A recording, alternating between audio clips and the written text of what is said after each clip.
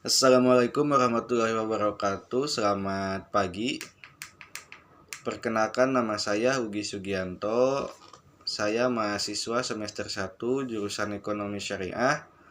Di sini saya akan mempresentasikan tugas dari mata kuliah Metodologi Studi Islam. Di mana kebetulan di sini saya kelompok 9 dan kelompok 9 akan menjelaskan tentang bab 8.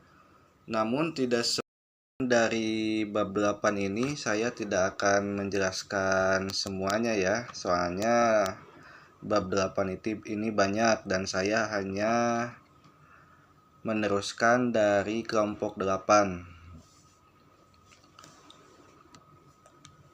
Baik teman-teman, di sini untuk bab 8 kebetulan saya kebagian yang pertama pembahasan tentang pendekatan fenomenologis. Jadi yang pertama saya akan menjelaskan pendekatan fenomenologis berikut dengan kritiknya. Terus yang selanjutnya saya akan menjelaskan pendekatan filosofis berikut dengan kritiknya juga. Terus yang selanjutnya untuk pendekatan historis berikut kritiknya juga. Dan yang terakhir pendekatan psikologis berikut kritiknya juga.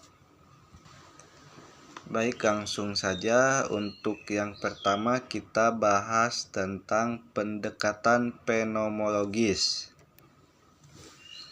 Di mana fenomenologis itu berasal dari kata Yunani ya teman-teman, yaitu fenomenon. Di mana fenomenon ini sendiri memiliki arti ya, yaitu yang tampak atau yang terlihat. Kemudian dalam bahasa Indonesia fenomenon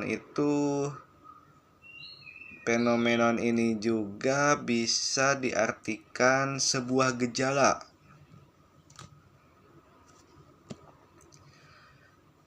Jadi kalau diartikan secara sederhana, fenomenon itu bisa pendekatan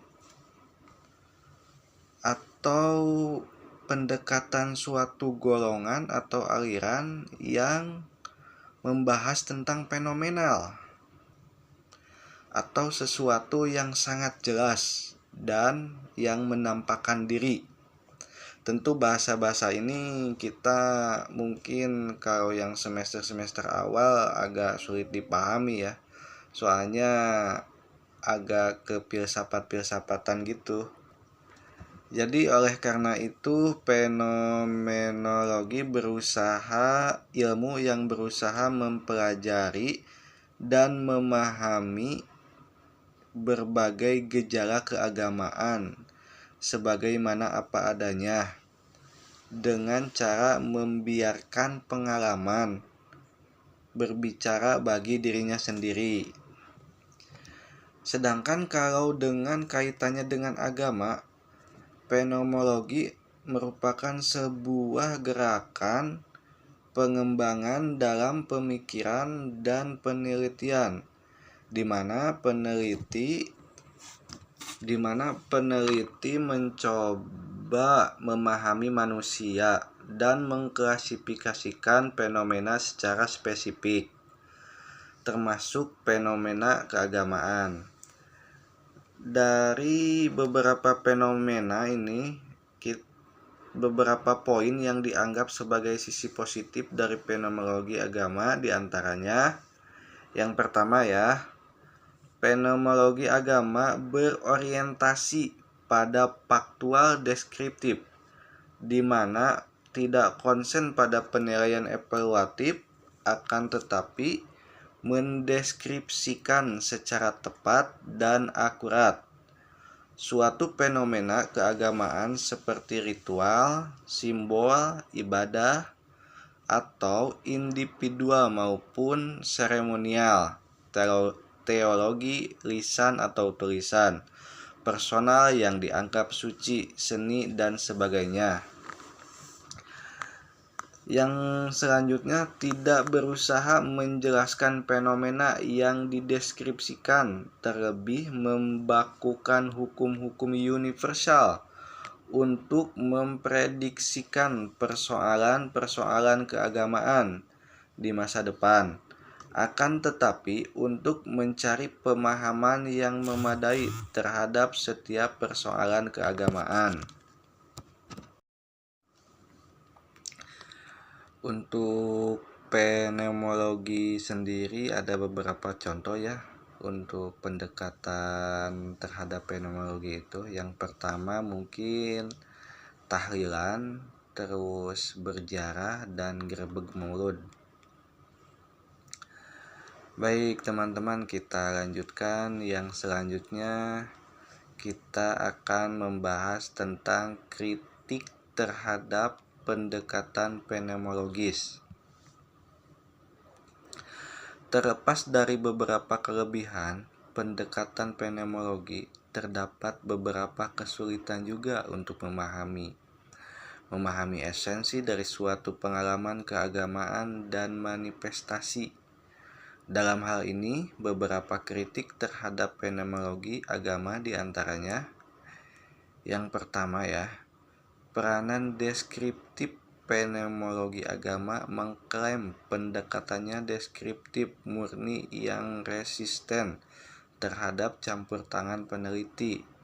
Namun, tidak mustahil seseorang fenomenolog memiliki kepentingan maksud-maksud tertentu dan dalam mengontrol data dan metode yang digunakan. Dalam hal ini kurang tepat jika fenomenologi diklaim sebagai pendekatan deskriptif murni. Yang selanjutnya, melihat peristiwa keagamaan tanpa melihat akan historisnya. Fenomenologi agama dinilai cenderung memperlakukan fenomena keagamaan dalam isolasi sejarah, seolah-olah sejarah tidak diperlukan dalam menentukan relevansi fakta-fakta fenomena bagi praktisi agama. Dalam prakteknya, seringkali fenomenologi agama tidak mampu mengkontekstuasikan fenomena-fenomena keagamaan yang dikaji.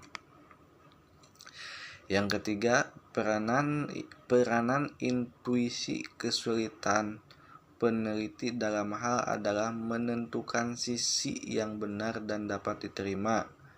Stream objektif dan intuisi adalah sesuatu yang kontradiktif, terlebih ketika menggunakan data-data yang bersifat intuitif untuk diverifikasi dalam wilayah objektif. Yang keempat, persoalan empati. Jadi persoalan empati ini adanya kekhawatiran terjadi konversi agama karena tuntutan untuk berpartisipasi langsung dalam praktek dan ritual keagamaan. Itu ya untuk kritik-kritiknya. Baik, untuk poin selanjutnya mungkin ini yang poin kedua ya. Pendekatan filosofis. Baik, untuk pendekatan filosofis, pengertian filsafat yang umumnya digunakan adalah pendapat yang dikemukakan Sidi Ghazalba. Menurutnya, filsafat adalah berpikir secara mendalam, sistematik, radikal, dan universal dalam rangka mencari kebenaran, inti, hikmah, atau hakikat mengenai segala sesuatu yang ada. Dari definisi tersebut dapat diketahui bahwa filsafat pada intinya berupaya menjelaskan inti, hakikat, atau hikmah mengenai sesuatu yang berada di balik objek formalnya. Filsafat itu sendiri mencari sesuatu yang mendasar, asas, dan inti yang terdapat di balik yang bersifat lahiriah. Kemudian untuk pendekatan filsafat ini memiliki prinsip-prinsip ya. Yang pertama itu prinsip menurut logika. Yang selanjutnya prinsip menurut metafisika, dan yang selanjutnya prinsip menurut epistemologi, dan yang selanjutnya prinsip menurut etika. Itu ya untuk prinsip-prinsipnya. Kita lanjut saja untuk kritiknya ya, kritik terhadap pendekatan filsafat. Jadi untuk kritiknya ini, seseorang seringkali terjebak pada pengamalan agama yang bersifat substansi semata, hanya meyakini kebenaran agama dalam hati, akan tetapi tidak diikuti dengan pelaksanaan ibadah formal. Pengamalan agama yang mereka terapkan hanyalah bersikap hakikat. Yang selanjutnya, pendekatan seperti ini masih belum diterima secara merata, terutama oleh kaum tradisionalis, formalistis yang cenderung memahami agama terbatas pada ketetapan melaksanakan aturan-aturan formalitik dari pengalaman agama. Itu untuk kritik filsafat.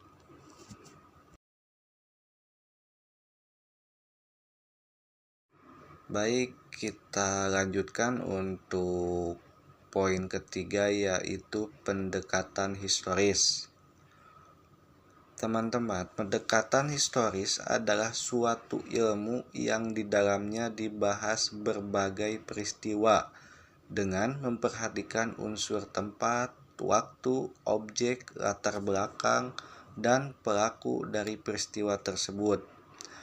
Menurut ilmu ini, segala peristiwa dapat dilacak dengan melihat kapan peristiwa itu terjadi, di mana, apa sebabnya, siapa yang terlibat dalam peristiwa tersebut.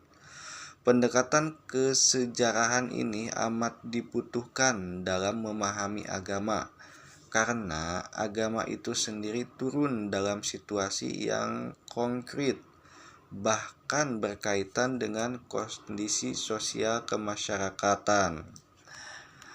Untuk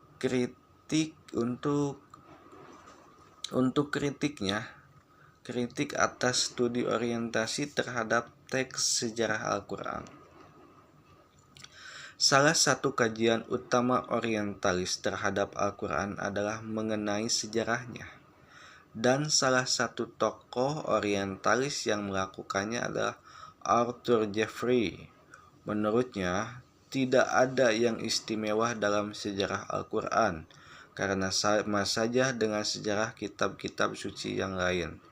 Ia mengatakan, "It was the community with the design that matter of was and what was not scripture." Yang artinya komunitaslah yang sangat berperan terhadap kesucian sebagai kitab suci. Dan fenomena semacam ini terjadi dalam setiap agama termasuk Islam.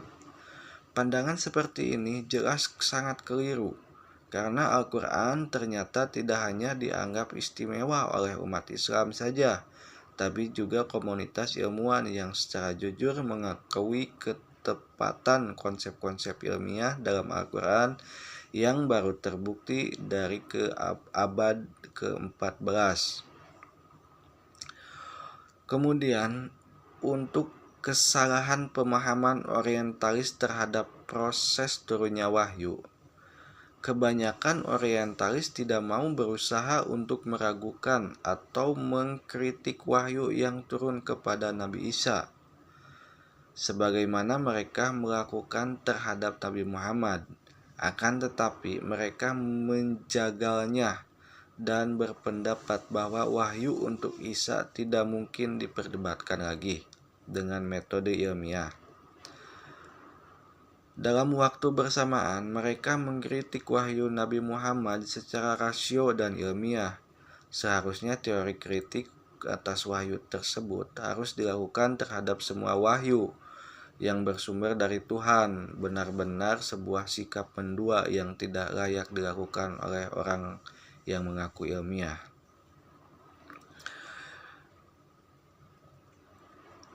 Terus kita lanjut ke poin terakhir ya, dimana poin terakhir membahas tentang pendekatan psikologis.